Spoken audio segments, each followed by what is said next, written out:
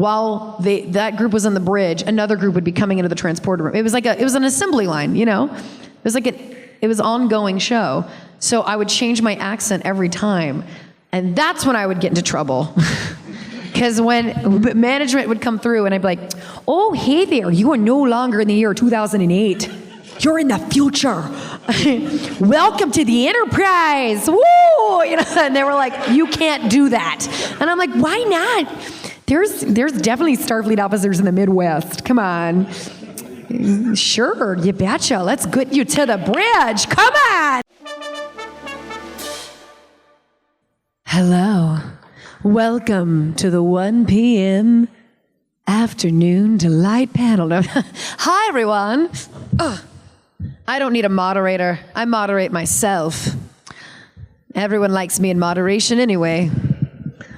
So, hello, I'm Bonnie Gordon. That's about it. This panel is pretty much just me on stage rambling.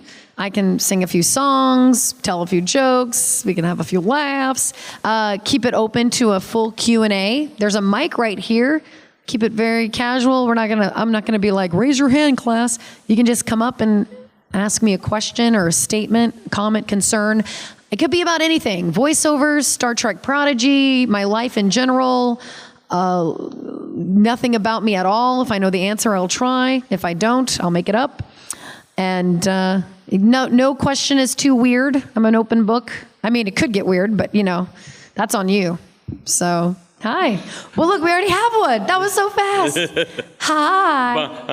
Annie, first of all, thank you for a great concert yesterday. And thank you for coming here and sharing your experience and all your Star Trek and fandom with us fans here at Farpoint. We really appreciate it. Thank you so much. It was a pleasure being here. My question to you is, you know, you've talked a lot about your fandoms, D&D, Star Trek and stuff like that, but my question was about music, you know, growing up and stuff like that. What music inspired you? Like, that's a great question. Artists? Well, jumping off of that, I should probably explain who I am, what I do, and a little bit about myself. For those of you who don't know, my name is Bonnie Gordon. I am an actor, a singer, a voiceover actress.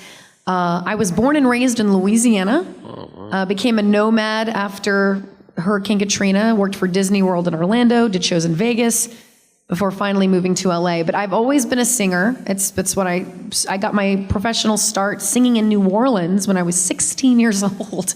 So that's the show in itself. I wasn't even allowed inside the bars, but I was singing in them. So, but I grew up, I'm very lucky that both my mother and my father had an incredible taste in music. So I grew up with a lot of classic rock, but also a lot of like folk music as well. My mom is very big into Joni Mitchell, and different types like that. You know, I grew up listening to like Fleetwood Mac, Queen, all the great, you know, the Eagles, all the great, you know, classic rock band, the Rolling Stones.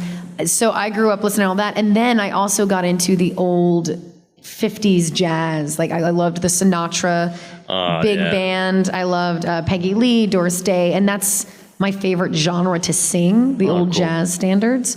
I do the rock stuff too. I used to sing with a Meatloaf band. I used to sing all kinds of stuff. Oh, that's awesome. Meatloaf tribute band. Not actual Meatloaf. That would have been amazing.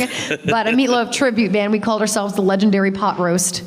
Now I think they're called Street Meat, so it's getting weirder. Welcome to the panel. But no, so I sing all genres and all styles. I was a musical theater major, an opera minor.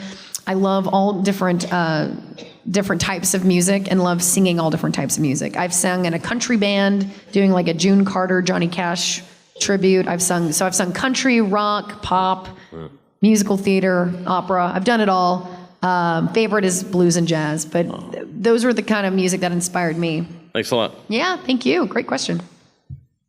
Hello. Hi. So I was wondering how you decided to come up with Mr. Brightside, Princess Bride combination. Oh, yeah. Well, with a lot of my parodies, it's always about what fandoms do I want to sing about.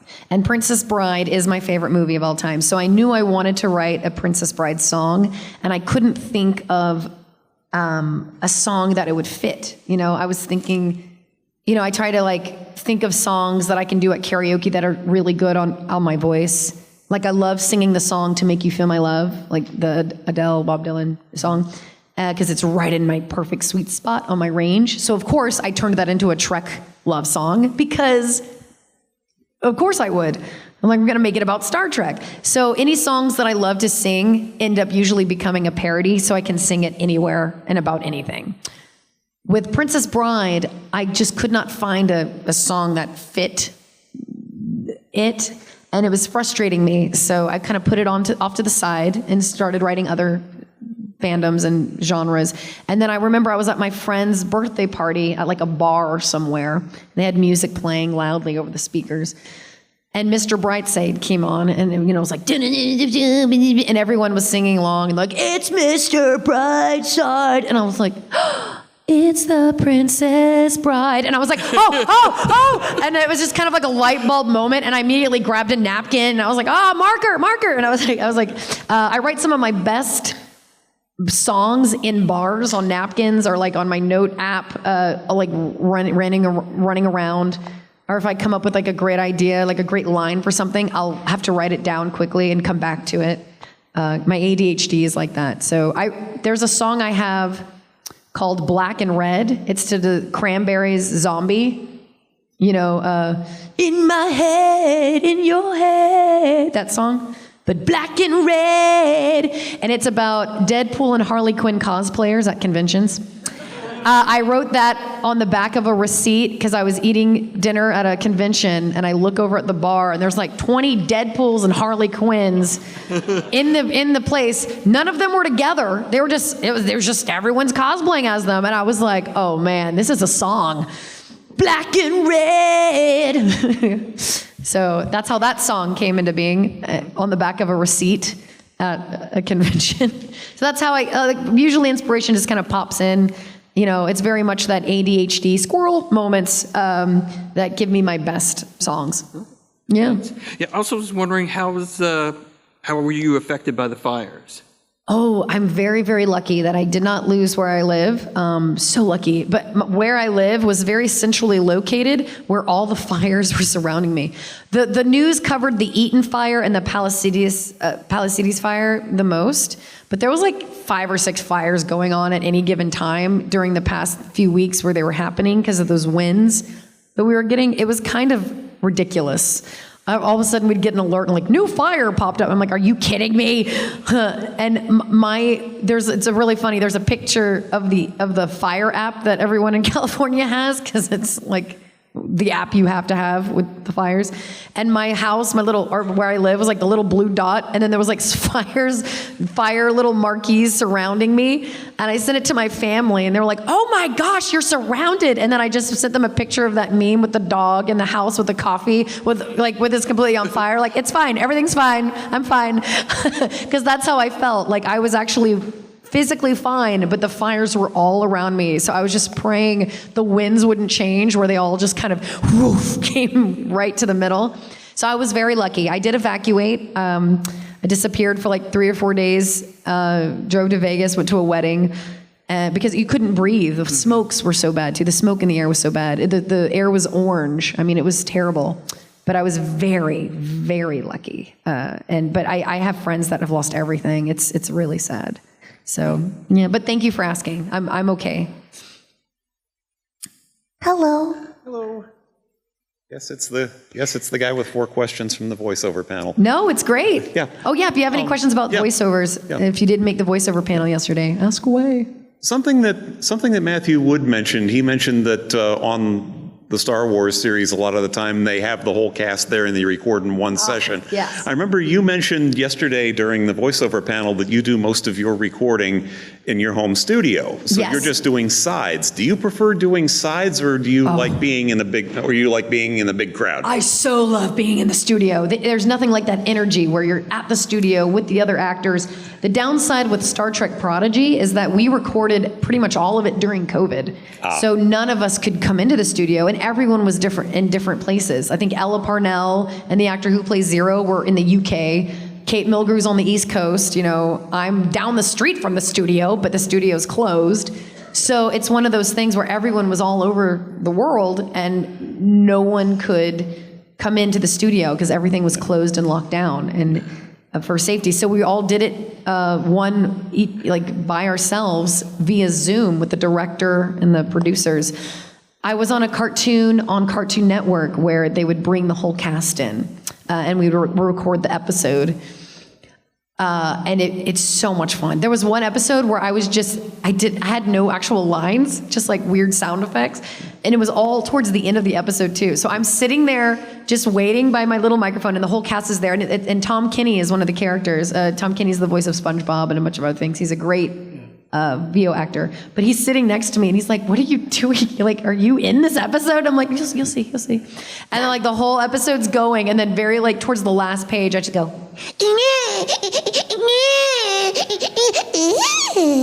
and then I sit down, and he was like, I was like, "That's all I have.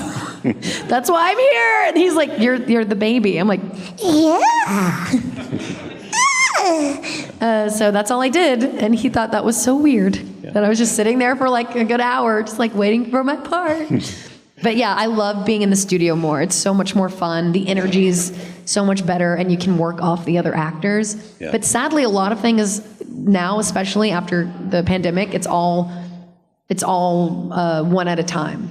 Yeah. And in anime and video games too, you're not with another actor. It's all you're all by yourself. Yeah, I hear and read that a lot in interviews. Mm-hmm. People like the convenience of being able to just go into their home studio and record, but they also really like being there in person because of the personal interaction. Yeah, it's so much better. Yeah, Bob's Burgers, I think, records with everybody in studio. Yeah, and you can tell, like, you can feel the energy of it. Yeah. But, a show like Lower Decks, they're all doing it one at a time. They're not together, but their energy and their back and forth is just so brilliant, and they all know each other so well now that they kind of know what the other actor is doing and sounding like in their head. So they're almost like improvising with themselves, with the other characters in their head. It's really fascinating to see. They're all so quick and bright. Cool, thanks. There's not much improv I can do, and red alert, magenta alert, not quite more improv. Thanks. I tried to improv once as the computer, and they're like, "No, Bonnie." I'm like, "Okay, cool." I got to improvise I got to play a little bit with other characters, but the computer, you can't really act. Hi, Bonnie. Hello. So most of us, when we're little, we want to do one thing when we grow up. But as we get older, our passions change. Mm-hmm. What did you want to do when you were little, and how did that affect what you do now? I always wanted to do this. And by this, I don't mean like, I'm going to sing parodies at Star Trek conventions. But that's kind of what I love. I always wanted to entertain in some way. I don't think I could ever do anything else. If I did anything else, it would probably be like a teacher, because I love children so much, and I love sparking that inspiration and imagination in them. But it would basically be me putting on a show to teach them in the classroom. But I remember when I was little, I was a weird kid. I hate to use the word ugly, but I was an ugly kid. And I had my legs all like twisted with little braces on my legs. I had like buck teeth, like one tooth, like little cross-eyed. I was a mess. I had headgear, y'all. It was a thing.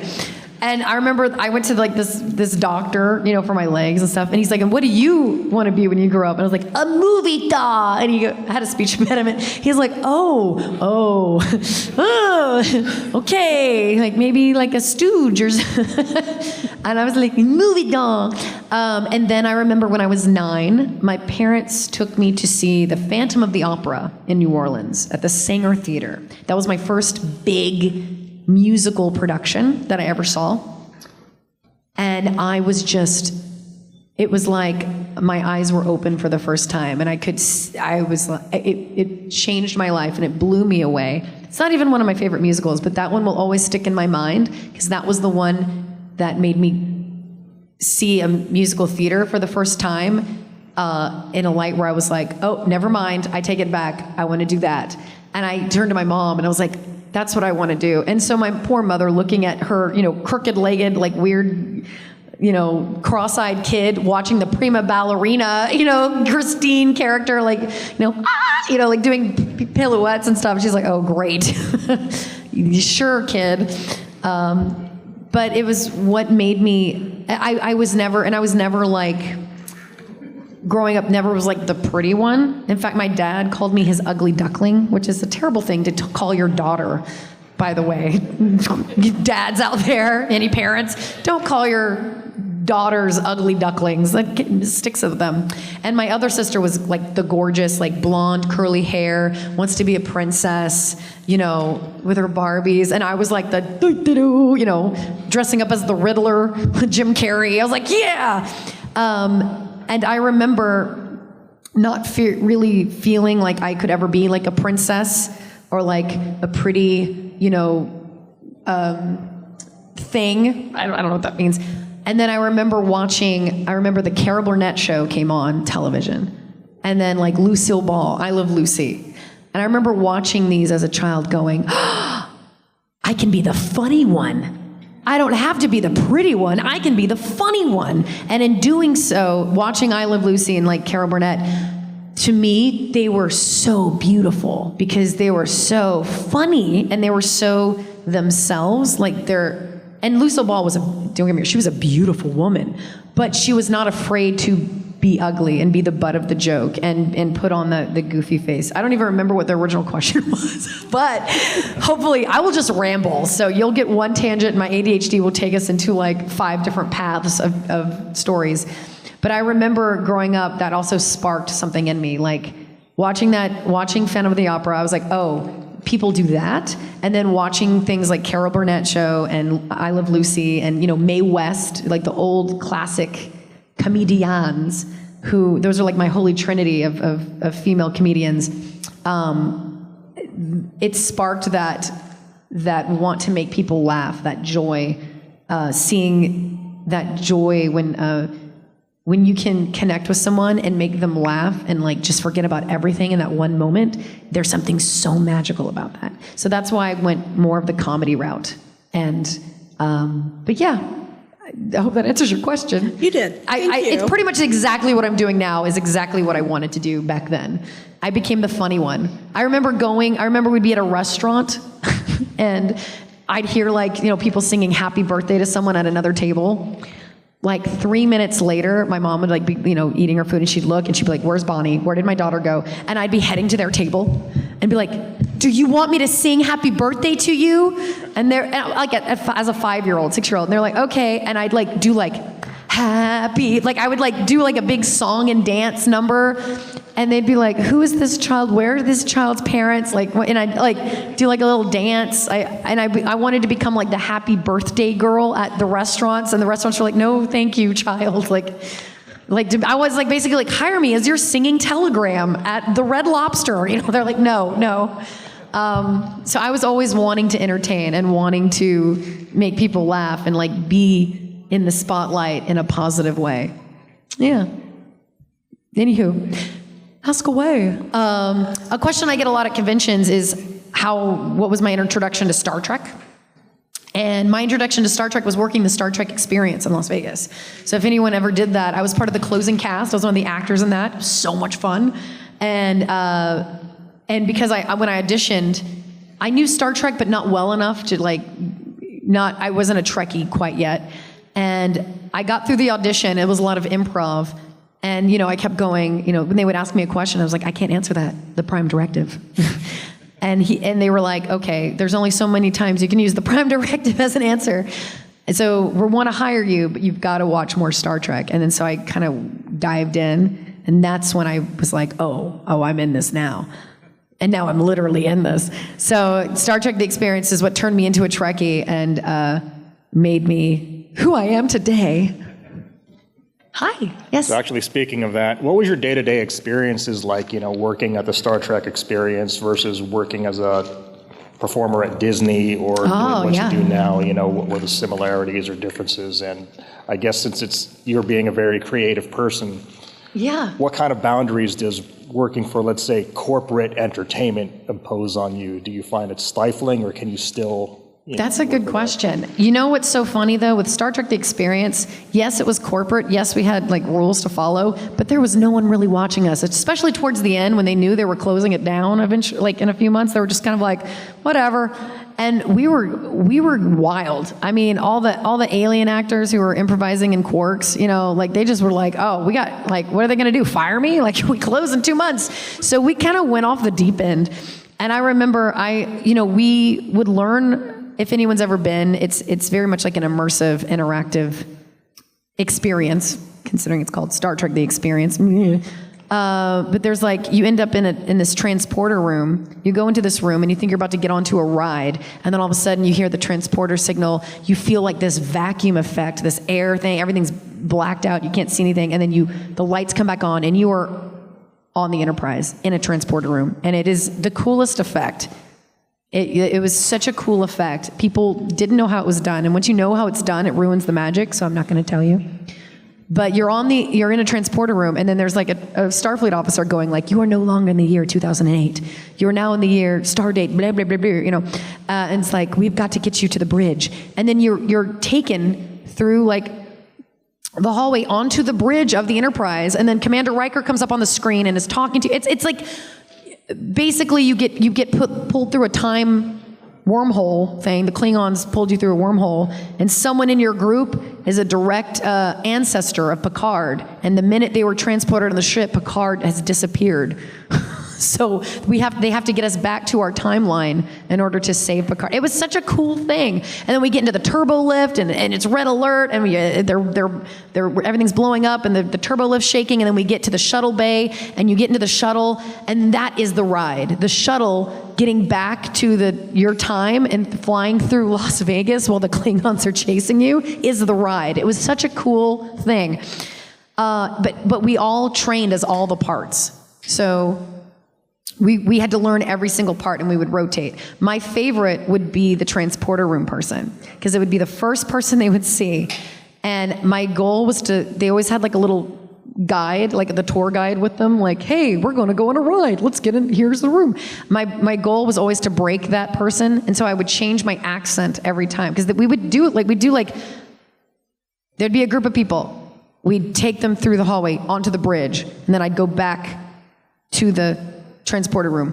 While that group was on the bridge, another group would be coming into the transporter room. It was an assembly line, It was like it was an ongoing show. So I would change my accent every time, and that's when I would get into trouble. Because when management would come through, and I'd be like, "Oh, hey there, you are no longer in the year 2008. You're in the future. Welcome to the Enterprise. Woo!" And they were like, "You can't do that." And I'm like, "Why not? There's definitely Starfleet officers in the Midwest. Come on." "Sure, you betcha. Let's get you to the bridge. Come on." That was not cool. So I would get in trouble for that. But I would, I'd be like, "Hey, you're no longer in the year 2008. I'd like change my accent every time, and they'd be like, "Bonnie, stop." And so that doesn't really answer your question, but we played a lot. We would try and like break each other, and even though we're all trying, we had to be serious Starfleet officers. Ooh, red alert, Klingons are attacking. And we're like, "Oh no." It was a lot of fun, though. I remember, and if anything went wrong, we had to improvise. Like, we'd have to hold them on the bridge for like 10, 15 minutes until the next thing was done, if like the ride was down and they had to wait and hold people. So we'd have to improvise with these people. And the best way to do that would be to ask them questions about their century. Because then I'd be like, I took a class on, 21st century music. Can you please tell me why it was so cold in the baby's, what's it called? The bassinets. And they would look at me funny. It's like, please explain chillin' in the crib. and they would all just laugh. And I'd be like, I don't understand. Like, I tried to, I took a course. I would like basically say I took a course on this and this, and then they would always have those little tour books of like the shows happening in Vegas, like the guides. And at the time, there was like a vampire like strip show that was really big in Vegas that was always on the cover called Bite. And I would look at it and go, oh, I didn't know cannibalism was still around in the 21st century. You know, I would just look through the guide and like go through the shows and be like, huh. I was like, oh, they have a warm culture. And like with all the shirtless guy, the Chippendales, I'm like, oh, it must have been a warm culture in the where you were. And it would be very stupid. And they were like, okay, Bonnie's an idiot. Ensign Thomas didn't study very well. Yes? Yeah, I was wondering talk about the Magic Castle. What did you do there? What's that like? So for those of you who don't know what the Magic Castle is, it is a private members-only club in Hollywood, and that is where I work. I've been there for 16 years.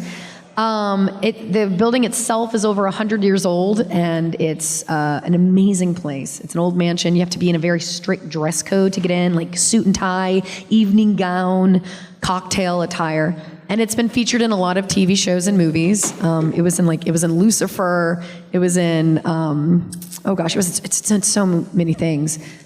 And Neil Patrick Harris was our president for a while. He's a member. We have a lot of celebrity members because you can't take pictures inside our videos. So celebrities feel very safe there because they can go in and get drunk and, oh, I've seen things.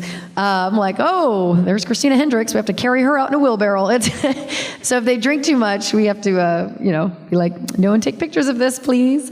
But it's such an amazing place. And every week the shows change. There's magicians that come in from all over the world. My day-to-day job there is secret, but I do work with a lot of magicians and perform with them a few times a year on the stages.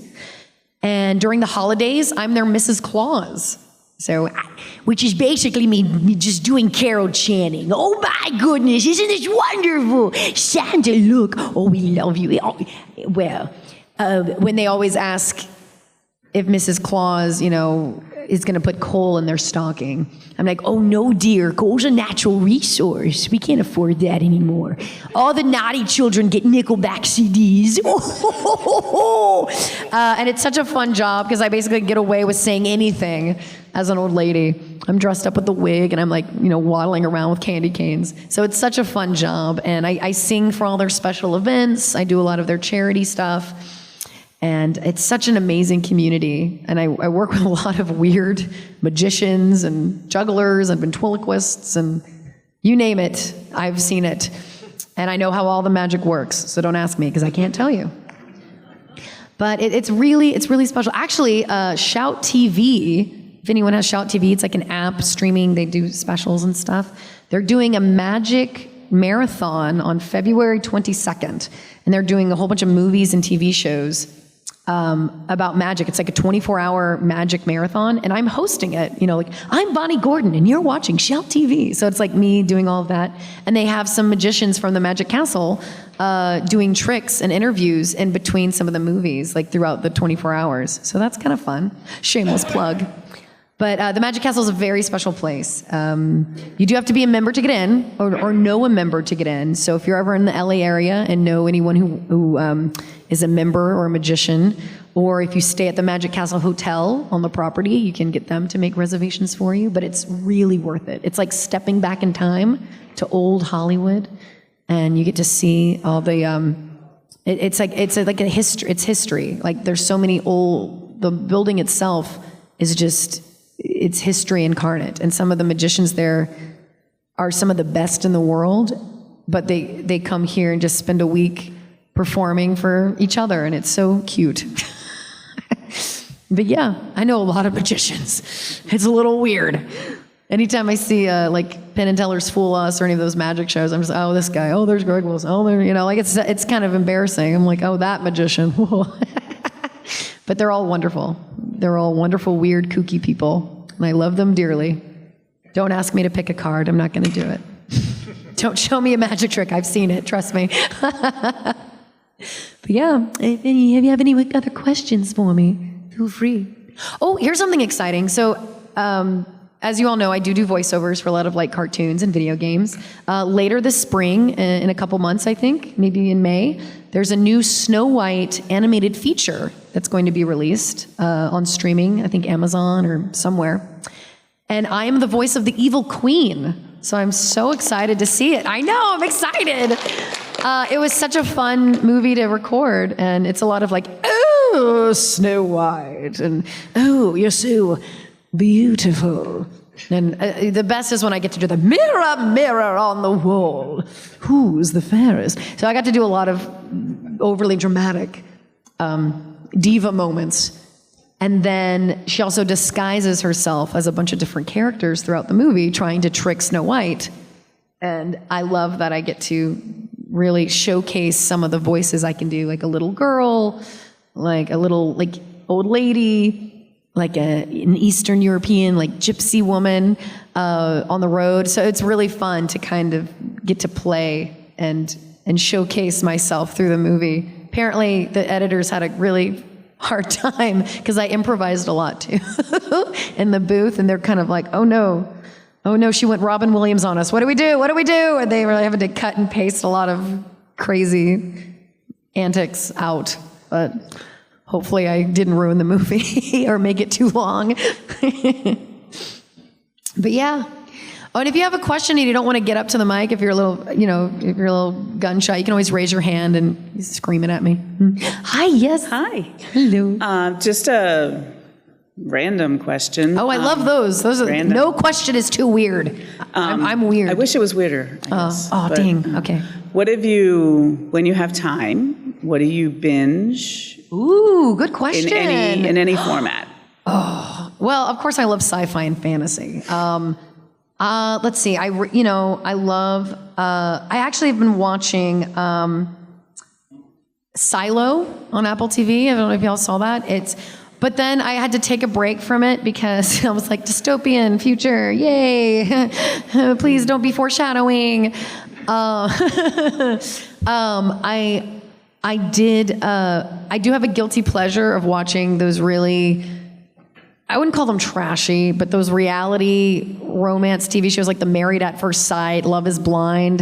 Those are kind of my guilty pleasures. I don't like to admit it, but I watch those every now and then when I need just like mindless things in the background for a day or two. I do enjoy, oh my gosh, what have I been watching? I just binged a bunch of stuff. Wayward Witches is something or Mayfield Witches, I just binged. I don't have a lot of time, sadly, to watch TV and movies. I like to read a lot. So when I travel, that's when I get to catch up on my books to read. So I've been reading a lot of that. What kind of books? I love fantasy, but I also love psychological thrillers and sci-fi. There's a book I just read. I can't remember what it's called. Oh, that's going to drive me crazy. But it was really interesting. It was about a guy who can always tell when something's wrong, in the sense like you put a bunch of jewelry out and he can immediately spot which one's fake. He can't explain it. It's like a feeling he gets. It's even if it's like a perfect replica, or a fake painting, he can immediately tell. If someone's lying, he can immediately tell an untruth. And so he works for the government as like almost like a spy in a way, where he can immediately tell when someone's lying or like is undercover, or if like someone's trying to, trick anyone into something. But then things start appearing in the world that are wrong. It's like some kind of an injection thing where people get injected and their thoughts, like a memory of something of them, of nostalgia, it's created in front of them, and to them it's perfect and they're attached to it, and it's like a very unhealthy attachment and they can't remove it. But he can tell there's something wrong. Like even if it's like an animal, if it's like a horse, there's something not right with this horse, and you can't put your finger on it. It's really weird. It's very like sci-fi things, and then like the substance, like this alien substance that's creating all these fake things, keeps getting big. It gets bigger and bigger to where it's like starting to make buildings and starting to make multiple things. Because with each person it connects to, it makes more and is more powerful. And he's the only one that can like tell what's real and what's not. And it's really cool. I can't remember the name. That is cool. But I will figure it out. Yeah. Yeah. But I love that kind of thing. Yeah. And I love binging really good sci-fi and fantasy. I love that escapism that you get from it. And then of course, whenever I'm just needing something in the background that's, makes me feel good, I'll throw Star Trek on. I'm like, I've seen it all, but you just having it in the back, just having the ship noise, the like the little captain's quarters whistle or something. I'm like, oh. But then I think my phone's ringing because that's my ringtone. I'm like, Yeah, I oh do no. that too. Yeah. Thanks. Yeah, thank you. Great question. Any other questions for me? You know what? Oh, yes. Go ahead. Yeah, both of you. Yeah. Go ahead. Fight to the death. No, I'm just kidding. So what is your favorite Star Trek of the... Oh, come on. Oh, come on. Oh, that's a good question. I'll break it down into categories. Obviously, Prodigy is close to my heart, and it's one of my favorites. Next Gen, I have to say, is probably at my top because it was what got me into Star Trek and was like my first one that I was like, okay, I get it now. This is why it's so good. So it's kind of like my real feel-good one because that's the one I'm the most familiar with. Janeway's my favorite captain. And out of all the new Trek, besides Prodigy, of course, Strange New Worlds is my favorite. So I have to like break it down, like, and then like Data's my favorite character, and then I have to break it down. Hi. Hi. You obviously have a huge repertoire of voices and characters. Yeah. How many times can you just pull something out that you intuitively know or have done before versus having to do research for a new That's a great question. There's sometimes when I record something and then step away from the project for like a few months, and then they bring me back in to record something else for it, and I have to have them play back what I did. So because if too much time has passed, I'm like, I don't remember. But then there's like the characters, like the Evil Queen one, I know is my like, oh, Snow White. I could pull that one out like that. My Judy Garland, oh dear, I just want to go home. Oh no. Those I can just like kind of pull out because they're just more fun things to pull out of my repertoire. But I do have to sometimes play back past recording sessions if it's a character that I don't do regularly. Or if it's like an anime where I came in and like recorded a whole season, and then like a year later they're like, okay, this season's out now, you need to come in for this. I'm like, I don't even remember who I am in this. Like, what do I sound like? So they have to play it back and play old recordings so I can match it and make sure it's consistent. But with different voices, I love creating characters. And with auditions, you get that freedom. Like sometimes they'll send you a picture of the character so you can get an idea. Sometimes they won't, but I kind of always like to give them options and play and make it what they would least expect, or give it, or like when you see like a little kid character and you see like, he has like the glasses and like those runny nose and stuff. I'm like, oh, I'm definitely gonna make him like this and like super cool, and maybe give him like a little like inhaler, and I love just giving them quirks in the voice, and then in the audition, giving them the lines that they requested, but giving them little things in between that'd be like reacting to things and going I almost sneezed, and then but moving on to the scene, like giving them something that's extra so it'll stand out against the other auditions. So I love just playing with a voice and creating like quirks with the characters. That doesn't really answer your question, but I went off another tangent. Come with me through this forest of my brain. With all the voices I do, and my ADHD, it's kind of wacky up here. So I always have to kind of stop myself from doing too many voices or being on all the time. Because, like either people I date or friends that I hang out with are always like, Bonnie, just ground yourself, darling. I'm like, I'm trying. If you put a book in front of me, that's what my mom would always do growing up. I was like the kid running around covered in glue, my hair all messed up. And she'd just put a book in my hand, and then all of a sudden I would disappear for hours. Wouldn't hear me. I would just be that kid curled up, and books were like the Xanax Valium injections she would give me. And so that's why I love to read so much. It helps shut my brain off and keeps it from going too wacky, which is why I think kids need to be reading more now. Yeah. Oh my gosh.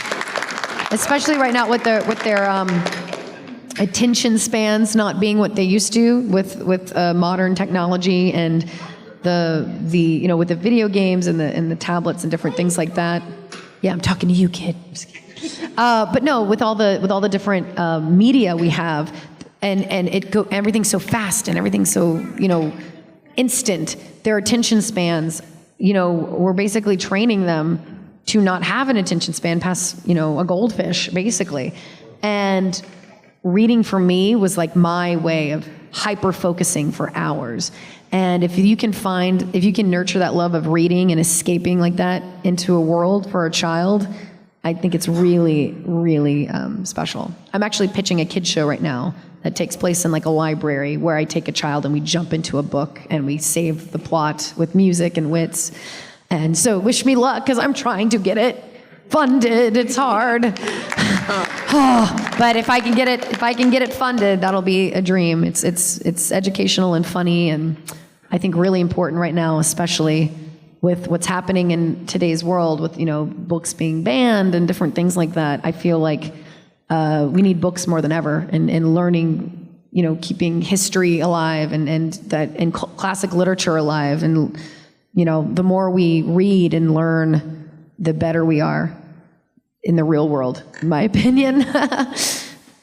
I'm not an example of that, but there's some other intelligent people out there that show a great example of that. Yes, hi. Hi. Just wondering what you loved to read when you were a kid. The book that changed my life was The Hobbit. I was in 3rd grade, which is a very excelled reading book. I was a very fast reader, and I was a very excelled reader. I look at The Hobbit now, and I'm like, how the hell did I read this as a 3rd grader? I can't understand it now. But like my brain just kind of glossed over some of the big words I didn't understand, and I was just completely enamored. I would run around my room as Bonnie Baggins. I had like my butter knife as my sting. I was like, let's go. And my mom would knock on the door and I'd be like, an orc. And she's like, okay, you weirdo. But yeah, I remember The Hobbit changed my life. I would just devour fantasy. I was a fantasy geek before I got into sci-fi. It's turned more sci-fi now. But I feel like fantasy is still my favorite thing to read. Sci-fi is one of my favorite things to watch. Does that make sense? Like, it's like a weird thing. I like reading sci-fi too, but for some reason there's something about visually seeing the sci-fi but the fantasy in my head is always more vivid and magical than what can be put onto a screen. So I when I was a kid, it was like all fantasy. I would, kids my age were listening to like New Kids on the Block and, being all hip like that, and I was listening to the Lord of the Dance soundtrack. I was like in my room, like going to sleep with like leprechauns dancing around me in my head. I was like, yeah, they're gonna come take me to Ireland or something, and they're like, ding, ding, ding, ding. And my mom would like come and be like, Bunny, turn down the freaking steps, like what? Because all they hear was like tap dancing, in the rest of the house. I would just be blaring like Lord of the Dance and River Dance in my room, like, and I was weird. And then I got someone we commissioned like this kid who was an artist in my hometown to paint this wizard on my wall. And it just basically looked like a creepy old man looking over my bed with lightning in his eyes. It was weird. So people would come over to my room and they'd be like, and it's like this creepy weird, like this angry looking wizard with his arms outstretched over my bed with lightning in his eyeballs. And that was my bedroom. And my mom was like, I can't believe we paid someone to do this. This is the creepiest thing ever. But I was like, it's my wizard, Mom. I had like little unicorns. I was a big fantasy geek, but I remember The Hobbit was such a big turning point for me. That's when I was like, oh, I can completely disappear into this kind of world. And I remember in class my teacher reading us James and the Giant Peach, and everyone be like not paying attention. I'd be like, shh, it's getting good. Caterpillar's talking, like we have to pay attention. I loved the books. I just loved them so much. The Scholastic Fairs, do you guys remember those? When you would get those little booklets, that was like Christmas for me. And I wasn't one of those kids that like played with the Barbies and like, asked for a lot of like toys and stuff like that. The Scholastic books was like my time to go, okay, Mom and Dad, let's negotiate. I was like, reading is important, right? Reading is fundamental. Yeah. I need one of each. I remember whenever they would drop off they would bring delivering the Scholastic book things to the classrooms, and everyone would be like, oh, there's Bonnie's. It'd be like 3 bags. And I'd be like, who, like Santa, I would have to like bring an empty book bag with me to school when it was time for the Scholastic Book Fair. I would just, that was my favorite time of like the school year when they would give us those little booklets. I would circle everything. I had to like narrow it down to my top 15 things, it was crazy. But kudos to my mom, because she would be like, okay, it could be worse. She could be asking for like, makeup and like all this other stuff. Like let's nurture this part of her brain. If we're gonna buy her things, and this is good. Nothing wrong with makeup. I was just terrible with it. I was like, let me do a smoky eye, and they're like, who punched you? I'm like, oh man, I'll just go back to reading. Any other questions? Oh, yes, we still have time. Anyone? Could be anything. I don't care.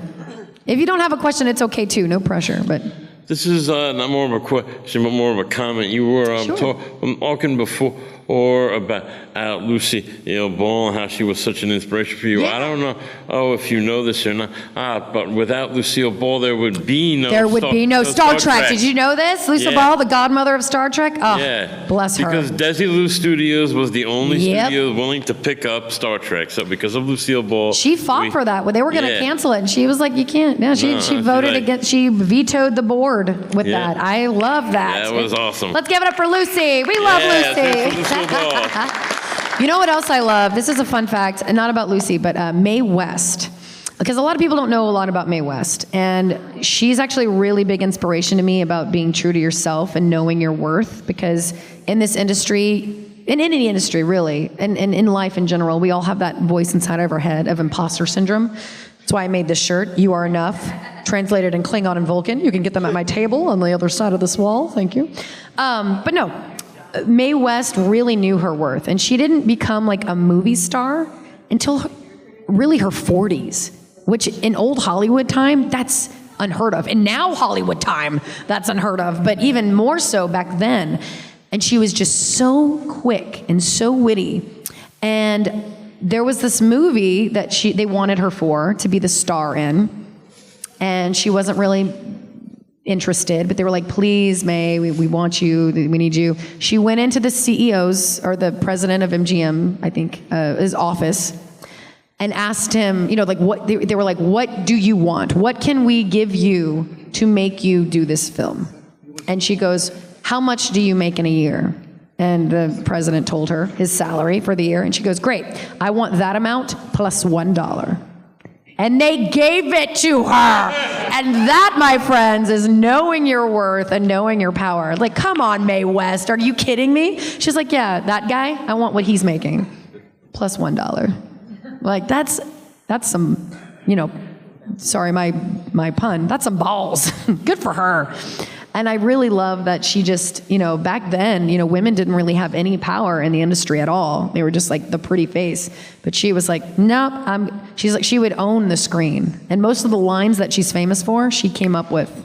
One of my favorites is like, there's this line where, the guy comes into her like dressing room and they're like, Mae, oh, Miss West, or whatever her character's name was in the film.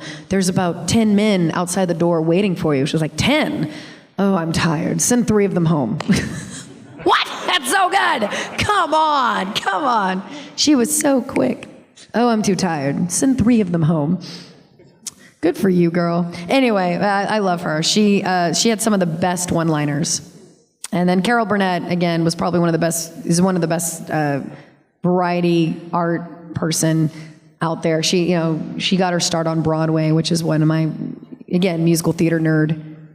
So I'm just those 3 women are just really inspirational to me. And you got Dolly Parton on the side, Bette Midler on the side. I got all my women that I love.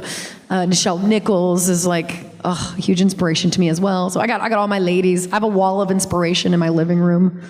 And then you'll all get a kick out of this. I have large black and white, like beautiful photos of the women that really inspire me. So Lucille Ball, Carol Burnett, Mae West, and then and the biggest one of all is a black and white boudoir photo of Miss Piggy.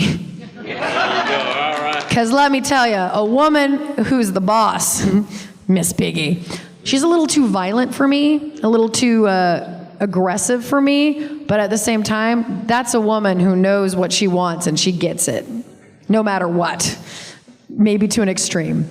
But she's pretty inspirational too. And she's got those curves and she knows what to, she never lets anyone tell her no to a donut. Be like Miss Piggy. Eat the donut. If you want that donut, you eat that donut, and then you wear that gown and be like, I ate that donut. It's right here. Yeah. Anywho, that was a weird thing to end on, wasn't it? We still got a few more minutes if you want to, sneak in another question, comment, concern, complaint. If you like me, my name is Bonnie Gordon. If you don't like me, my name is Robert.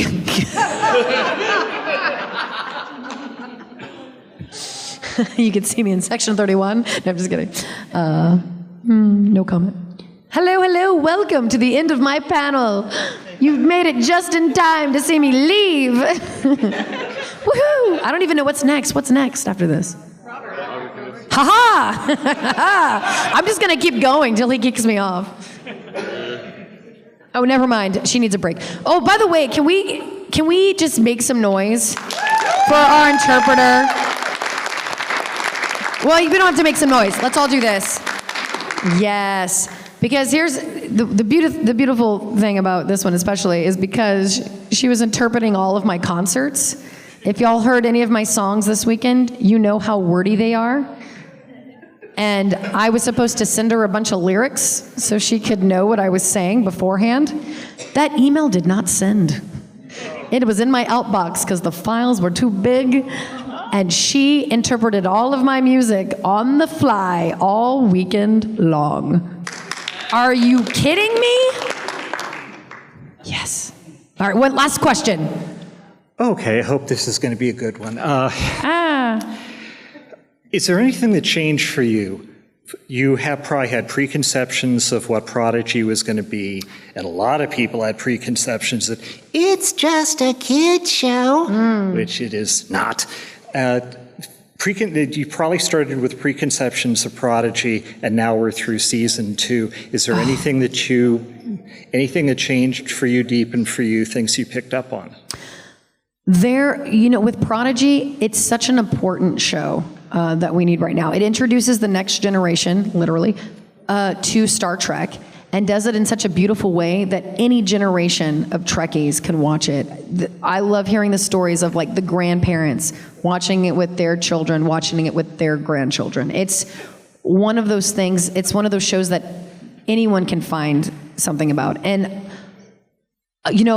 going in, I knew it was going to be a special show because I saw the scripts and I was once I saw it all come together, the animation itself is so beautiful. You pause the screen, every shot looks like a painting. The storytelling, the first few episodes, I was like, okay, this is okay. Once it started getting towards the second half of season 1, it turned into like really good Trek.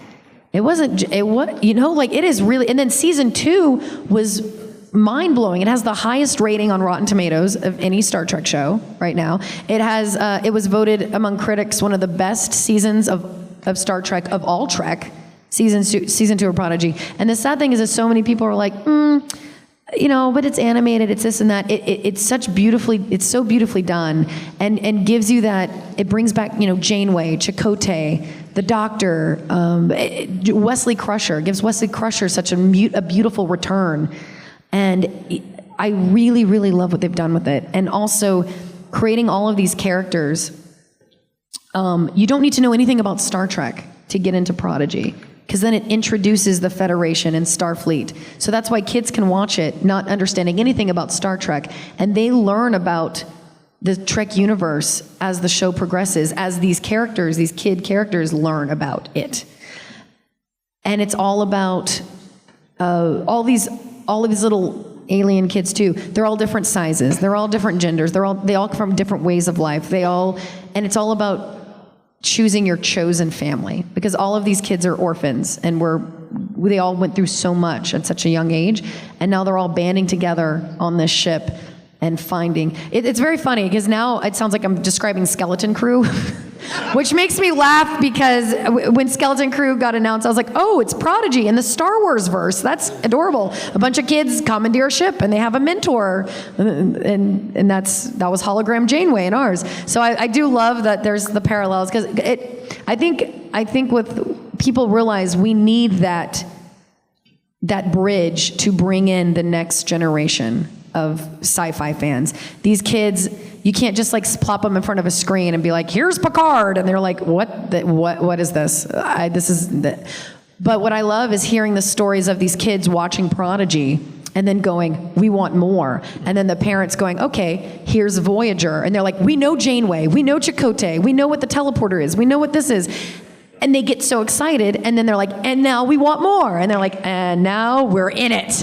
And now these kids are ours. We've got them hooked. And I think it's such a beautiful show. I didn't realize how incredible it was going to be till I saw it all together. Like I cried during some of these episodes. I was like, they did such a beautiful job. The writers are all Trekkies, and you can tell a lot of the episodes, like the Kobayashi Maru episode in season 1.